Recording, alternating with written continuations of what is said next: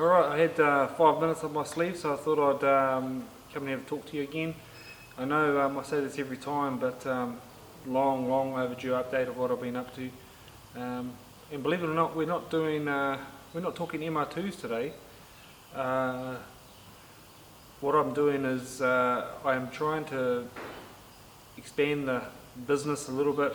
I'm going to try and make a few more videos and have a bit more variety for the audience. So it's not just going to be the MR2 or the MRS. It's going to be a variety of interesting work that I do here in my business, and be a bit of everything for everybody. So behind me you can see a car. It's a customer's car. I'm going to do some work on it. It's having an engine transplant. It's going from a 6-cylinder to a V8. I'll show you a little bit about that soon, and I will give you an update on the MR2.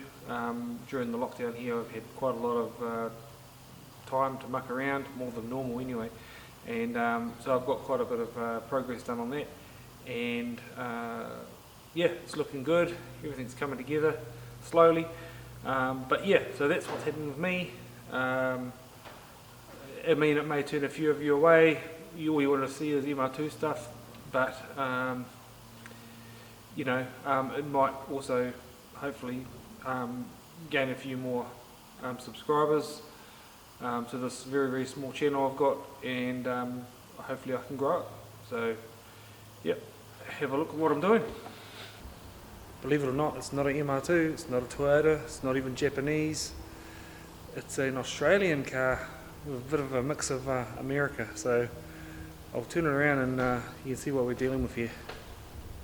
Okay, so what we have here is a 1973 Valiant.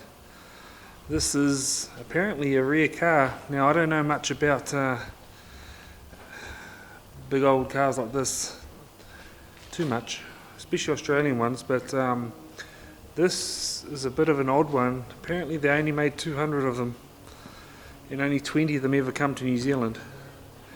As you can see, it's a beautiful looking car, and the customers bought it in, and we have done some work on it at the moment. It's been freshly painted elsewhere. I've removed the engine, which was a 6-cylinder, and I'm getting it prepped up to have the engine bay painted, because he's still got some paint left over, and why wouldn't you? We're doing an engine transplant of this. We're putting a V8 in it. Like I said, it was a 6-cylinder, and yeah, we're getting it prepped up. Just a quick rub down, mask up. Battery box was there, as you can see. It was it's pretty ugly. So, but yeah, so that's what we're dealing with. I know it's got covers and things on it, but you get the gist. You see what it's all about. So, and this is the underside of the bonnet. Giving it a rub down, getting it ready just for a blast of paint before we go and put the new motor in. We've got a new engine in this box here. The customer's bought all the bits in that he reckons we're going to need to do this conversion. Got some headers up here. We've got a K-member down there. New booster and things in there. Engine mounts are in the box. This is a complete blueprint motor to 408. And yeah, we'll get it in there and see what happens. We've got a 727 trans ready to go in it. It's getting built at the moment. As you can see, the bottom of that's not been cleaned up yet, because obviously it's going to be swapped out. But yeah, so this is what we're up to. Changing things up a bit. Changing things up. So that was a little walk around of the car. I will keep you updated about what goes on with it.